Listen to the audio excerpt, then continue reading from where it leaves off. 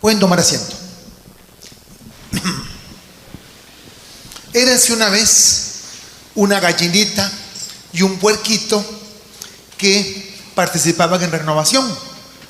Y entonces siempre les encantaba irse a los eventos, a los encuentros. Si traían a un gran predicador a Hermosillo, cogían para Hermosillo. Si había haber un gran encuentro en Mexicali, cogían para Mexicali. Si había que ir al otro lado, se iban al otro lado. Eran muy comprometidos, eran muy carismáticos, el puerquito y la gallina. Y un día se van a un encuentro nacional allá a Aguascalientes. El puerquito y la gallina, que eran de aquí de Nogales, se van para allá, para el evento allá en Aguascalientes. Y llegaron a la casa, como ahí los reparten en casas de familia, los recibió una señora muy grande que les dijo: yo tengo un departamentito ahí arriba, en el segundo piso, ahí tienen de todo. Me disculpan que no voy a poder atenderlos porque ya soy muy mayor, pero ahí consiguen todo. Y la hermana gallina y el hermano puerquito: no se preocupen, nosotros desayunamos en el camino y ya nos encargamos de todo. A la mañana siguiente, la hermana gallina se bañó, el puerquito no. Se vistieron, cogieron sus Biblias y se fueron para el congreso. Pero antes decidieron pasar a desayunar. De repente ven un restaurante, paran allí, se sientan y le preguntan al mesero: ¿qué tiene para desayunar? Y el mesero le dice: pues tenemos huevos revueltos con tocino. La gallina se alegró, pero el puerquito se puso muy triste, diciendo: hermana gallina, vamos para otro lado. Salieron de allí, entraron a otro restaurante, preguntaron: ¿qué tienen para desayunar? Dicen: pues tenemos huevos fritos con chicharrón. La gallinita se alegró, pero el puerquito: vamos para otro lado. Llegaron a otro lado: ¿qué tienen para desayunar? Pues tenemos huevos estrellados con jamón de puerco. La gallina se alegró, pero el puerquito: vamos para otro lado. Por fin llegaron a un restaurante. ¿Qué tienen para desayunar? Tamales. ¡Ay, qué bueno! ¿Y de qué son? De puerco. Y entonces al final se tomaron un jugo de naranja, se tomaron por allí un yogurt. Y mientras iban en camino al evento, la hermana gallina, que era servidora, era de las más antiguas en la renovación, ya era hasta del grupo de las gallinas ancianas, decide exhortar al hermano puerco. Y le dice: hermano puerco, yo no sé por qué usted se ha puesto tan triste en esta situación. Usted debería entender que tanto su especie como la mía contribuimos a la alimentación del ser humano, que es imagen y semejanza de Dios. Usted no debería ponerse triste por lo que ha pasado, porque su especie y la mía colaboramos para que el hombre, imagen de Dios, se alimente. Y se voltea el puerquito y le dice: claro, hermana gallina, para usted dar un huevo es colaborar, para mí dar tocino, chicharrón o chuleta es dar la vida. Moraleja, mi querido hermano católico: el Señor no te pide tu huevito, te pide tu chicharrón. Es muy fácil ser católico, que colaboro desde fuera y ya. El Papa Francisco insistía mucho en que un verdadero cristiano tenía que salir a la periferia, tenía que juntarse con el pueblo, tenía que untarse del pueblo, que un sacerdote no debería oler a Pierre Cardin ni a Tommy Hilfiger, tenía que oler a oveja. Yo, ahora que estuve en el Duty Free de Los Ángeles, busqué si había algún perfume de oveja, pero no lo encontré. Bueno, y entonces decía que teníamos que oler a oveja, que teníamos que salir de nosotros mismos y lanzarnos hacia el hermano. Por lo tanto, yo veo muchos hermanos en la iglesia que son grandes colaboradores. Colaborar es muy fácil, pero comprometerse y comprometer la vida, eso es muy difícil. Nuestra renovación está lleno de gallinas, de algunas cluecas, y lo que nos hace falta son puerquitos capaces de dar su chicharrón, de dar su chuleta para el crecimiento de la iglesia y para la extensión del reino de los cielos. El primer tema que me han pedido que platique con ustedes se llama: he venido a traer fuego a la tierra. Y el texto es de Lucas 12:49. Parecería un texto incendiario. He venido a traer fuego a la tierra, y cuánto desearía ya que estuviera ardiendo. No es que nuestro Señor Jesucristo sea un incendiario. No es que nuestro Señor Jesucristo sea un contestatario. Aquí lo que estamos viendo a un Jesús que está clamando por un incendio, pero un incendio diferente, un incendio de espíritu, un incendio que queme todas nuestras malezas, nuestros perjuicios, nuestros temores, nuestras comodidades, y no tenga temor de lanzarnos al servicio de nuestro hermano, no tenga temor de lanzarnos al servicio del otro. Fuego he venido a traer a la tierra y ya desearía que estuviera ardiendo. La vida de muchos cristianos se volvió una vida rutinaria, una vida monótona, una vida de cumplimiento. Yo cada día me sorprendo más de encontrarme con tantos católicos de cumplimiento. Yo no robo, yo no mato, yo no le hago mal a nadie, yo voy a misa, me confieso 2 veces al año, ahí echo mi limosnita en la iglesia y ya. Estamos llenos de católicos de cumplimiento. Y yo cada día me convenzo más que la palabra cumplimiento le cae perfecto a muchos católicos, porque cumplo y miento, cumplo y miento, cumplo y miento. Una cosa es lo que aparento en la liturgia, en la celebración, en el grupo de oración, y otra cosa es lo que realmente hago en mi vida. Traer fuego a la tierra es invitarnos a vivir una vida en coherencia. Que no haya un divorcio entre la fe que practicas y te golpeas el pecho y la vida que vives. Hay un cantante guatemalteco que yo casi discrepo de muchas de sus canciones, pero sin embargo tiene unas frases que verdaderamente son proféticas, Él hablaba en una de sus canciones de doña Carlota, que era la más beata del pueblo, pero que sin embargo le ponchó 100 pelotas. Iba a misa, se arrodillaba, comulgaba todos los días, pero pelota que caía a su casa, ¡pa!, la ponchaba y la reventaba. Y era cristiana de todos los días. Yo quiero contarles que estuve en la ciudad de Barranquilla, donde vivo. Me invitaron a que le predicara a los muchachos de último año de prepa en un retiro espiritual, un colegio religioso de diparados, ¿cómo le llaman? Hijos de papi, fresas, creo que es un colegio fresa. Y entonces yo le pregunto a los muchachos del último año de prepa, eran como unos 120 muchachos. Yo les pregunto, a ver muchachos, quiero que sean sinceros y me hablen plenamente con la sinceridad de su corazón.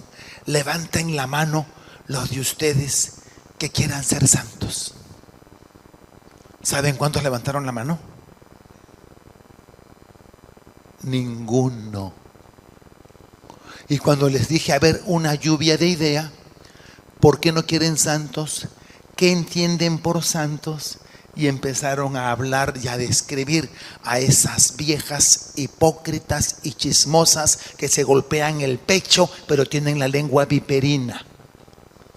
Entonces la imagen que yo tenía de santidad era una vieja rezandera golpeándose el pecho, pero que sin embargo era una amargada y era una persona completamente anticomunitaria. Queridos hermanos, ¿qué nos está pasando? A veces lamentablemente identificamos a los cristianos con los que menos ejemplos son, con los que menos testimonios son. Hemos confundido la santidad con la beatería, con estar rezando, cumpliendo devociones, golpeándome el pecho, cumplimiento. Pero nos hemos olvidado que el verdadero cristianismo no es una práctica de normas, sino que el verdadero cristianismo es una manera de vida, un estilo de vida, vivir al estilo de Jesús. Y así como Jesús vino a traerle fuego a la tierra, a ese judaísmo anquilosado que se había convertido en una carga tremenda que en vez de liberar esclavizaba y condenaba al hombre, vino a devolverle su misión profunda de verdadera libertad, de verdadera compasión y de servicio. Hoy Jesucristo también nos está invitando en el texto de hoy a que Él quiere traer fuego a la tierra. Quiere quemar nuestra pasividad, quiere quemar nuestra hipocresía, quiere quemar nuestros temores y quiere, así como el fuego que lo arrasa todo, el fuego tiene un valor purificador. A principios del siglo pasado, en la Primera Guerra Mundial, todavía no se había descubierto la penicilina. Y por lo tanto, cualquier herida de bala, de sable, cuchillo, casi siempre terminaba en la muerte. Y la manera que tenían para purificar era muy interesante. Purificaban por el fuego. Sabía que meter un cuchillo para sacar una bala, ponían el cuchillo en el fuego. Y así caliente, purificado como el fuego, era que metían y sacaban la bala. Si alguien perdía un brazo, un miembro, la única manera para evitar la infección era quemando, que se llamaba cauterizar. El fuego purifica, el fuego destruye, pero el fuego purifica también. Por eso no nos llame la atención que cuando Pablo habla en la primera carta de los Corintios, capítulo 3, del final de nuestras vidas, dice que no podemos edificar sobre ninguna otra roca que la roca de Cristo Jesús. Y sobre esa roca podemos construir. Unos construirán con heno, otros con madera, otros con hojarasca, otros con oro, con plata y con piedras preciosas. Y al final todas nuestras obras pasarán por el fuego. Si bien las obras de algunos se quemarán, aunque se salvarán, pasarán por el fuego, pero los que construyeron sobre oro, plata y piedras preciosas, el fuego terminará purificando sus riquezas y entrarán de alguna manera con riqueza espiritual en el cielo. En el Evangelio, en los Evangelios, distinguimos dos tipos de seguidores de Jesús. Y hoy en la Iglesia Católica yo distingo esos dos mismos tipos de seguidores de Jesús.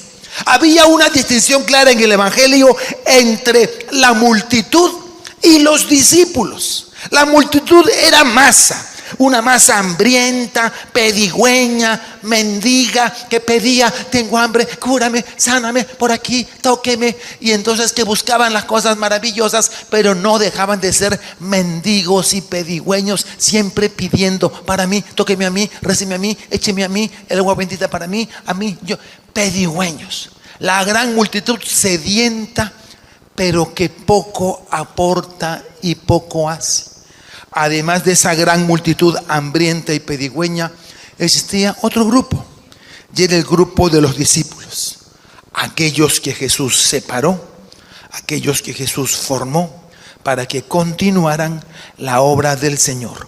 Esos discípulos que hoy deben continuar la obra del Señor, pues deben seguir siendo los incendiarios del Evangelio en un mundo acomodado, en un mundo adormecido, en un mundo enajenado de la realidad, donde nuestra iglesia está siendo bombardeada por todo tipo de ataques a nivel político, a nivel humano, a nivel ideológico. Está siendo atacada como nunca, y muchos católicos nos quedamos callados.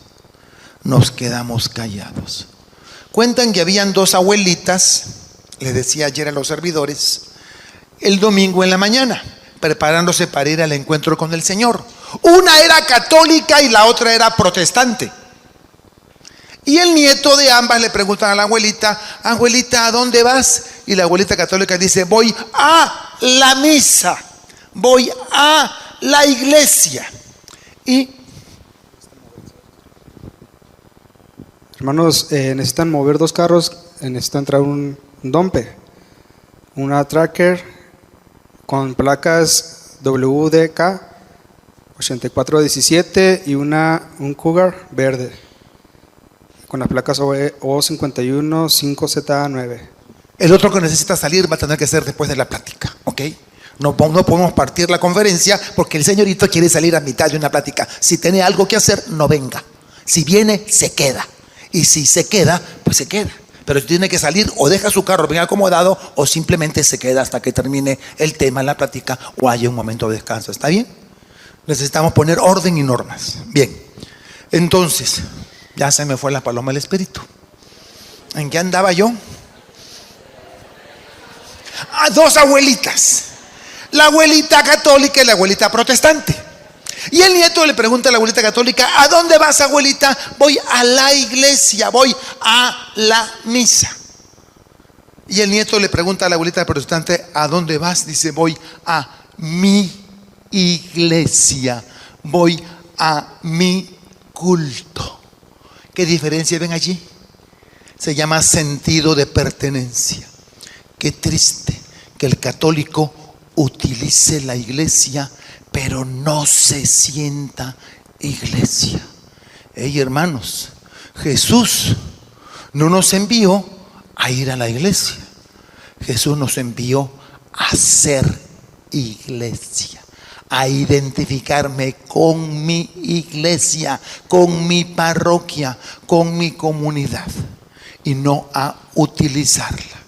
A veces me entristece ver cómo hasta de los sacramentos, que son los medios por los cuales Jesucristo sigue continuando y derramando su gracia y sus bendiciones en nosotros, los sacramentos que fueron concebidos para que fueran vividos en eclesia, en asamblea, en comunidad, los hayamos vuelto incluso para interés personal. A veces cuando hay congresos muy grandes y no hay orden en la comunión, uno ve personas codeándose para pasar a comulgar. ¡Qué incoherencia! Codeando a tu hermano para pasar a comulgar primero. Puede haber coherencia en ese egoísmo de una satisfacción individual. Yo comulgo para salvarme yo y punto. ¿Y dónde está el sentido de colegialidad y de iglesia? Hey, queridos hermanos, nos hace mucha falta el sentido de identidad. ¿Y saben ustedes por qué los protestantes se sienten dueños de su iglesia a diferencia de los católicos? Porque no tienen miedo de meterse la mano en el bolsillo. Y si gana 20,000 pesos, entregar 2,000 pesos a su iglesia. No como lo ha hecho la iglesia católica, tan cómodo y tan fácil, un día al año. Por eso es que somos tan mendigos y tan mendigos. Porque creemos que eso es suficiente. Cuando llegué de párroco a la iglesia San Judas Tadeo de la arquidiócesis de Guayaquil, Ecuador, antes de venirme para Barranquilla, encontré que estaba la imagen de San Judas Tadeo, estaba la imagen del Divino Niño y había una ranura para echar ahí las moneditas, y habían puesto limosna a San Judas Tadeo, limosna al Divino Niño, limosna a Nuestra Señora del Carmen. Lo primero que hice como párroco, ¿saben qué fue? Cambiar esos carteles, porque que yo tenga entendido, ni la Virgen María, ni el Niño Jesús, ni San Judas Tadeo son limosneros. La limosna dásela al cojo, al ciego, al tullido que está en la puerta de la iglesia. A él dale limosna, pero al Señor no puedes darle limosna. Al Señor le das las primicias de tus bienes. Las primicias del esfuerzo de tu trabajo van para el Señor y para su iglesia. Pero lamentablemente, como no hay sentido de pertenencia, y entonces pasan el cepillo de la colecta y uno, lo primero que salga, y uno pensando que va a ser un billete de 20 pesos, de repente sale uno de 200, no, muy grande. Allá, una monedita, ya, ahí está, sí. Y ahora sí, damos lo que nos sobra. Querido hermano, así nunca va a haber un sentido de pertenencia en nuestra iglesia. La multitud pide, la multitud tiene hambre, la multitud necesita ser saciada físicamente, necesita ser saciada espiritualmente, pero nunca deja de ser masa. Siempre está ahí pidiendo. Siempre estamos pidiendo y nunca somos capaces de convertirnos en discípulos que da y que sirve. Siempre pidiendo. Y a veces termina la misa y nos faltan las señoras que le dicen, Padre, bendígame, pero no estuvo en la bendición final. O terminamos de poner el Santísimo el jueves sacerdotal, el jueves eucarístico, y después de poner el Santísimo, Padre, bendígame. Pero si ya recibió la bendición con el Santísimo, ¿qué más quiere? Deje de acumular y pedir bendiciones. Sea usted una bendición para su vecino y para la persona que está junto para usted, pero dejemos de ser pedigüeños. Y si hay un cura que sana, ay, cura sanador, que sana. Entonces, Padre, tóqueme. No falta el que dice, Padre, píseme, píseme. Por amor de Dios, ¿cuándo vamos a dejar de ser masa y vamos a empezar a ser una iglesia de discípulos y misioneros que tanto nos pide nuestra iglesia latinoamericana en el documento de Aparecida? Una iglesia de discípulos misioneros. El discípulo está en camino, el discípulo está en servicio, el espíritu sale al encuentro de su hermano. Yo me pregunto, ¿dónde está el punto de inflexión? O sea, ¿cuándo dejamos de ser multitud para convertirnos en discípulos? Hay una oportunidad, hay un punto de inflexión, hay una circunstancia en la que tú decides: o me quedo como multitud pedigüeña y mendiga, o paso a ser discípulo. ¿Cómo saber si soy multitud o si soy discípulo? Eso lo vamos a descubrir claramente en el texto de Mateo 16, 19, cuando Jesús se lleva a sus discípulos fuera de los lugares poblados, y de repente esa va a ser un retiro espiritual con sus discípulos. Es momento de evaluar. Jesús necesita saber si después de 2 años caminando con él, sus discípulos ya han llegado a descubrir quién es él. Y primero lanza la pregunta de manera general: ¿quién dice la gente que soy yo? Pues unos que eres Juan el Bautista, otros que eres Elías o alguno de los profetas. Y Jesús les voltea la pregunta y les dice: ¿y para ustedes quién soy yo? Para ustedes, ¿quién soy yo? Pedro dijo: tú eres el Mesías, el Hijo de Dios viviente. Y Jesús lo alabó: alabado seas tú, Pedro, porque eso no te lo reveló nadie de carne y hueso, sino mi Padre que está en los cielos. Y cuenta que a partir de allí Jesús comenzó a explicarles que tenía que subir a Jerusalén, ser entregado a los sumos sacerdotes, a los ancianos, a los fariseos, y que lo iban a matar, pero que al tercer día resucitaría.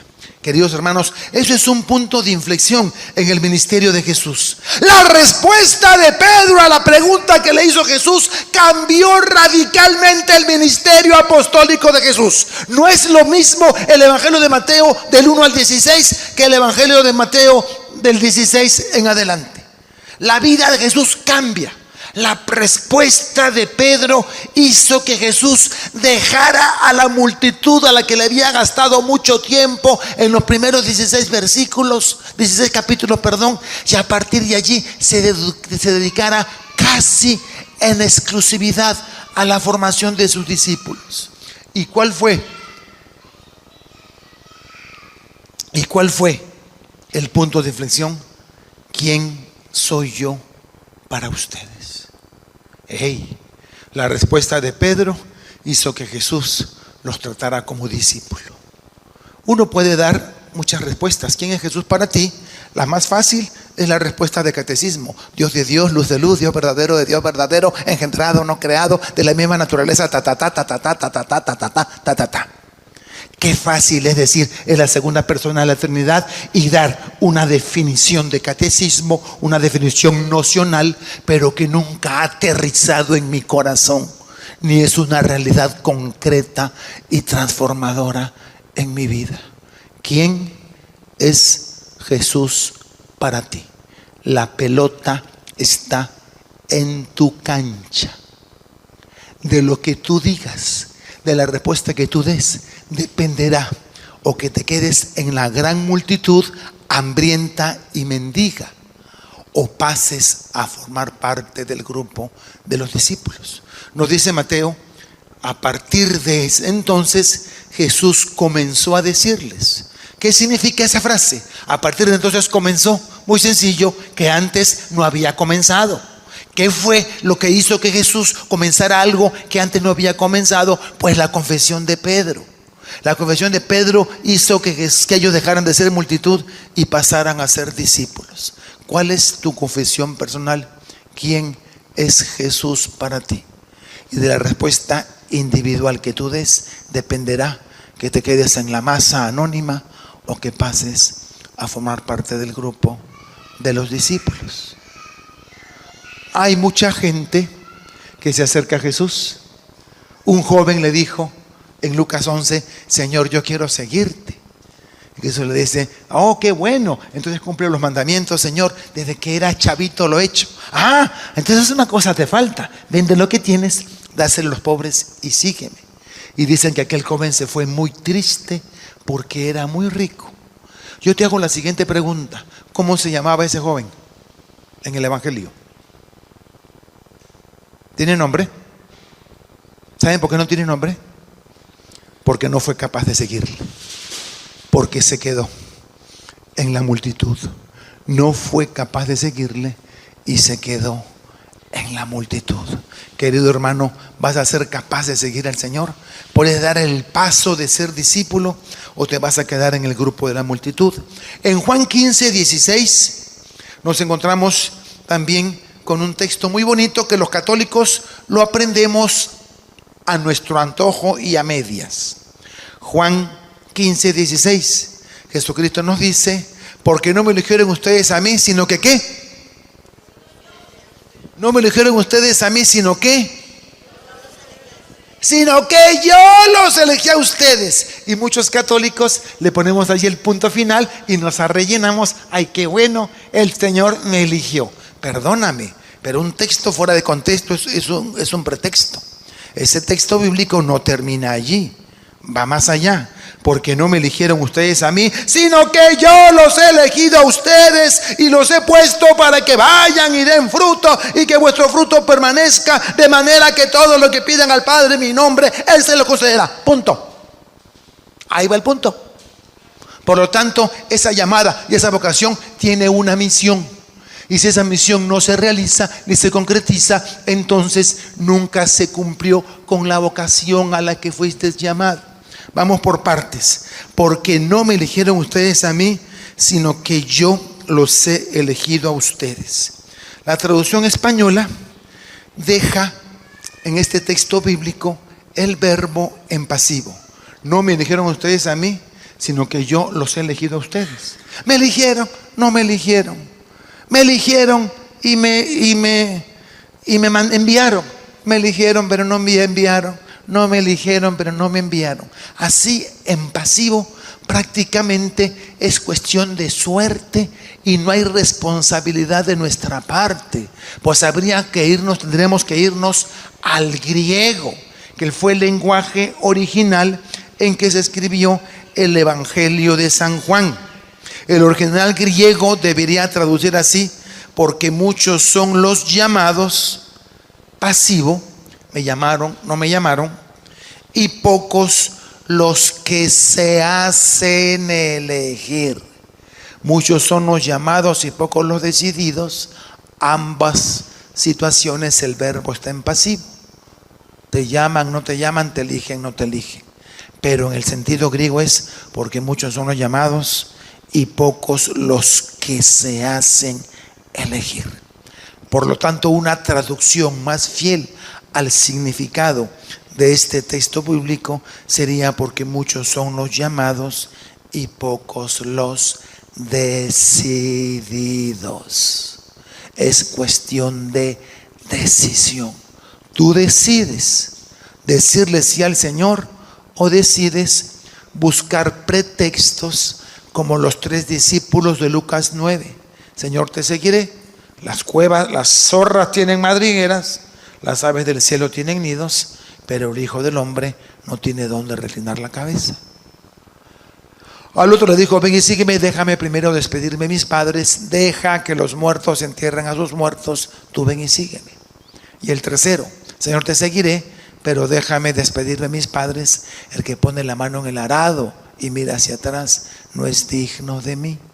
¿Cómo se llaman estos 3 discípulos del final de Lucas 9? No tienen nombre, ¿saben por qué? Porque les faltó agallas para seguirlo. Leví tiene nombre, Mateo, porque le respondió y tiene nombre. Los hijos de Zebedeo, Juan y Santiago, tienen nombre, porque le hicieron sí a Jesús. Saulo, que de perseguidor pasó a convertido, tiene un nombre, Pablo. Y Bartimeo, y Zaqueo, y una lista grande de discípulos que tienen nombre en las Sagradas Escrituras, porque cuando se les invitó decidieron seguir al Señor. Si no tiene nombre es porque le faltó agallas. Me gusta otra hermenéutica que hacen algunos especialistas, que dicen que si no tiene nombre es porque se llama Vicente, se llama Rosita, se llama Jaime, se llama Mario, se llama Carmen, se llama Lupita, se llama Chavita, porque eres tú y porque soy yo. Tú tienes que decidir si sigues al Señor o si no le sigues. Si te queda grande la camiseta y prefieres ser católico de cumplimiento, calientacientos en la iglesia, o decides ser un católico comprometido. Tu respuesta a la pregunta sobre Jesús marcará la diferencia entre quedarte en multitud o pasar a formar parte de los discípulos. Estamos pues en este momento, queridos hermanos, en territorio enemigo. El Señor nos ha escogido. ¿Para qué? Para que vayamos y para que demos fruto y nuestro fruto permanezca. O sea, nos ha escogido para la misión. Vayan. Nos eligió para que vayamos, para la misión. Segundo, para dar fruto. ¿Cuál es el fruto de un cristiano? Frutos de conversión, frutos de nueva vida. Que una persona que se encuentre contigo y con el Jesús que tú le transmites sea capaz de dejar sus pecados, dejar su rebeldía y acercarse de nuevo a la gracia de la reconciliación y del Señor. Dar fruto. Aquellas personas que vuelven a Jesús por ti y regresan a la iglesia por tu predicación son tus frutos. Cada uno de ustedes que está aquí, cada una de estas preciosas hermanas religiosas que yo veo aquí, son fruto de alguien. Fue una persona, de repente otra religiosa, que con su vida encendió en ellos el fuego y el deseo de querer seguir sus huellas, y cuando Jesús las llamó no tuvieron temor de decirle que sí, de decirle que sí. Cada uno de los hermanos de Renovación hoy están formando parte de la iglesia. Antes, aunque bautizados, eran de la multitud. Pero hubo un momento en que hicieron un seminario de vida en el Espíritu, fueron a un retiro de conversión, vivieron unas 7 semanas en el Espíritu y entonces tuvieron su encuentro con Jesús, que les hizo nacer de nuevo, recuperar esa semilla del bautismo que estaba seca, echarle agua para que ese Espíritu se desbordara dentro de ustedes, y se comprometieron con su iglesia y volvieron de nuevo a la iglesia. Los he escogido para que vayan y den fruto, y que su fruto permanezca. Pero lo más lindo de Juan 15:16 es en la promesa. Si tú vas y das fruto y tu fruto permanece, hay una recompensa. ¿Qué dice? De modo que todo lo que pidan al Padre en mi nombre, Él se los concederá.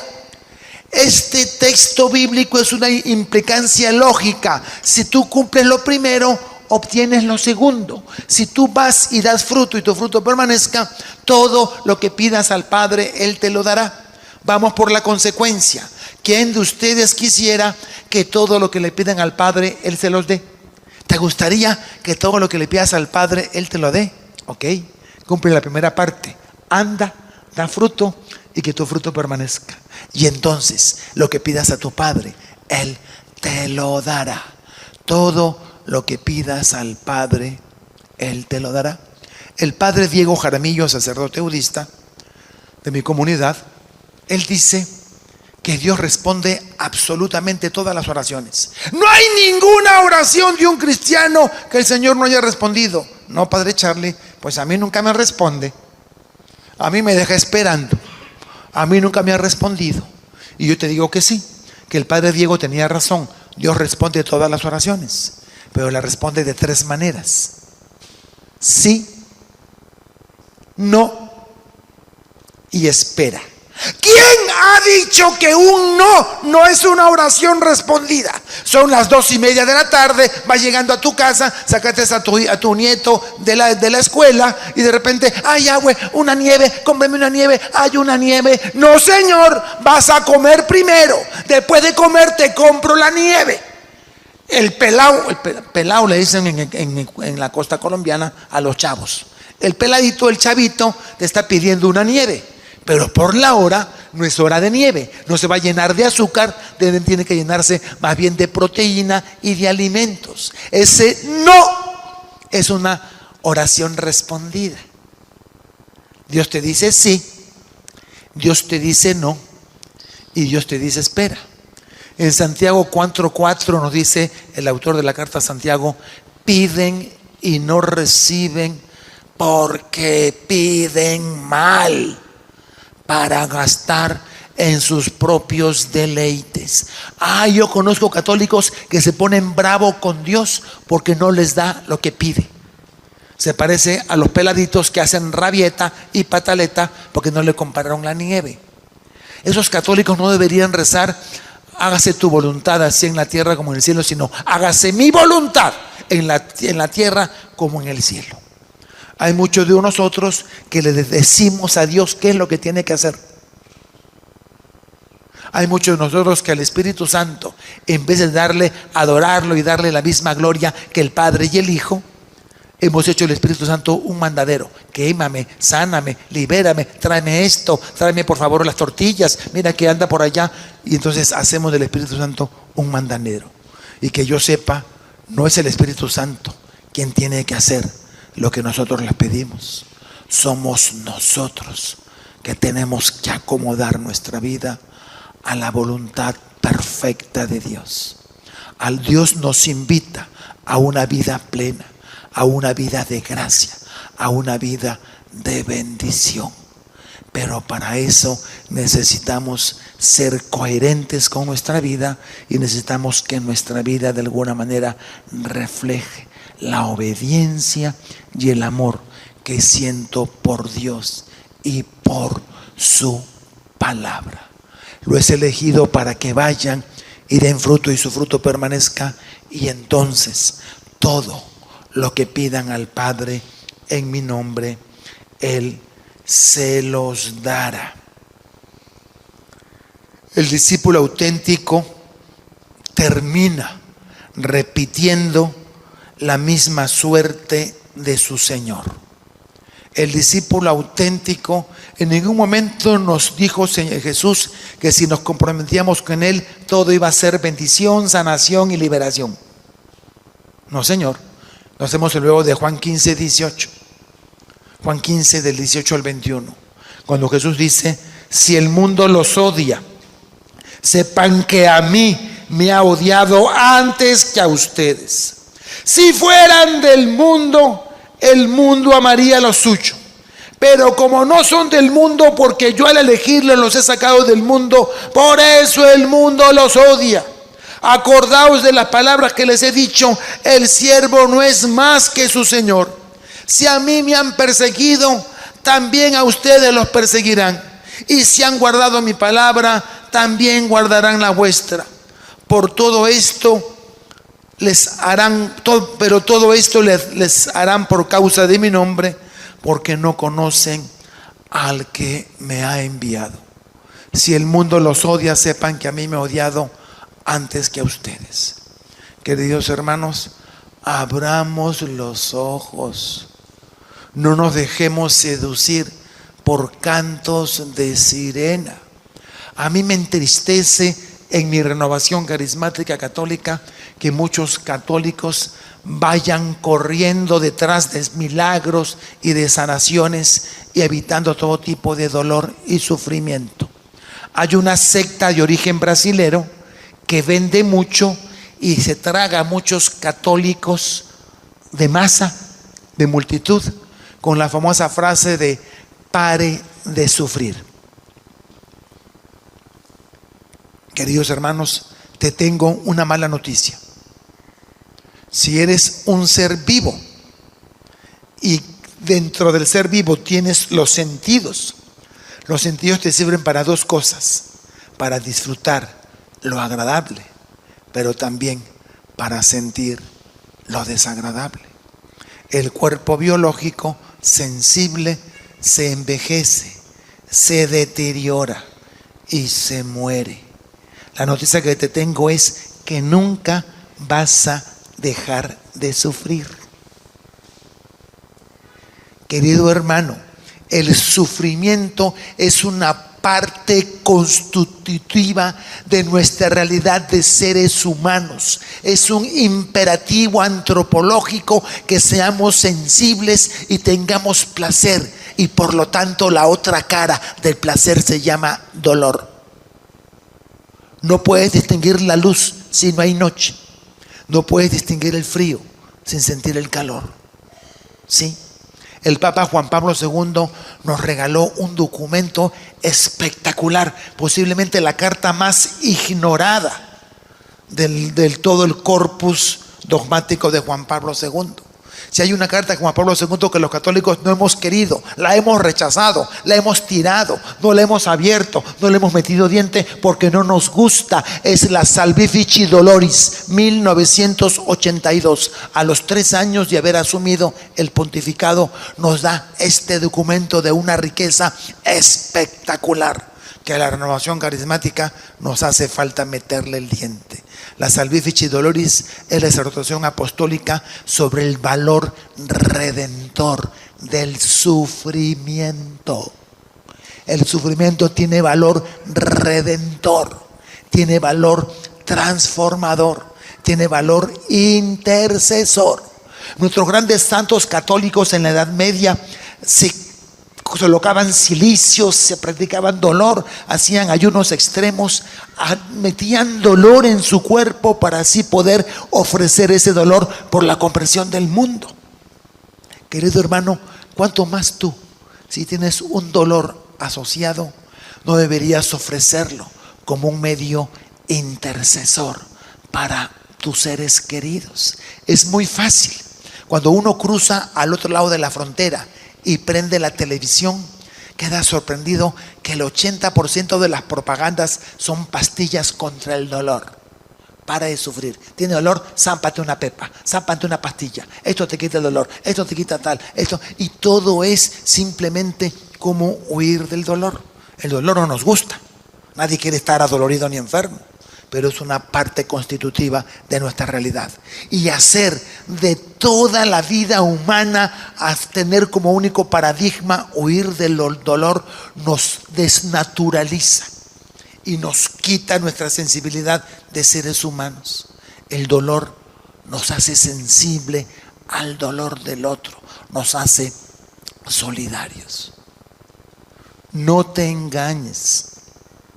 Entonces, ¿a qué te quiero invitar con esto? No es para asustarte y traerte malas noticias, sino para decirte que en el dolor tienes un camino de santificación.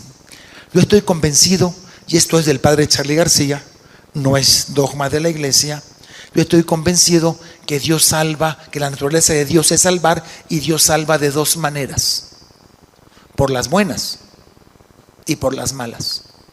¿Cómo la ves? Dios te salva por las buenas, si sigues su iglesia, sus mandatos, cumples su palabra, vives en la libertad del amor, cumpliendo lo que la iglesia nos invita y la fe nos manda. O también podemos vivir así, pero también está el otro lado, el lado del sufrimiento y la prueba, que tiene valor purificador. Yo recuerdo una mamá en la ciudad de Los Ángeles que me decía: padre, le pedí mucho al Señor para que tocara a mi hijo que estaba metido en pandillas y en drogas. Padre, yo recé mucho, ayuné y metieron a mi hijo en la cárcel. Y yo le dije: ¿no te das cuenta que eso es la respuesta a tu oración? ¿Cómo así? Yo no le pedí a Dios que metiera a mi hijo en la cárcel. No, pero le pediste que lo convirtiera. Y si no se convierte por las buenas, pues hay que darle un buen susto, a ver si por el susto se convierte.